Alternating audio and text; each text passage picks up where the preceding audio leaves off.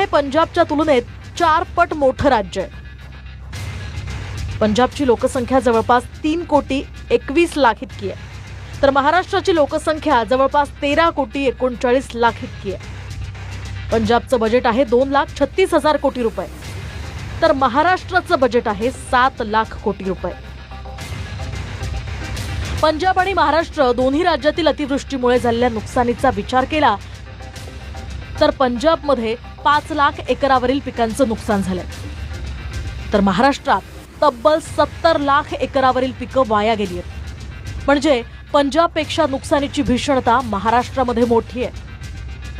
पंजाबला हेक्टरी 50,000च्या मदतीशिवाय घरांच्या नुकसानीसाठी 40,000 देण्यात आले, तर पशुधनाच्या हानीसाठी प्रति जनावर 37,500 रुपये मिळणार आहेत. अतिवृष्टीमुळे पंजाबमध्ये 55 नागरिकांचा मृत्यू झाला, तर मृतकांच्या कुटुंबियांना प्रत्येकी 4 लाखांची मदत जाहीर करण्यात आली आहे. शेतकऱ्यांना पुन्हा उभं करण्यासाठी 74 कोटींचं 2 लाख क्विंटल गव्हाचं बी शेतकऱ्यांना मोफत मिळणार आहे.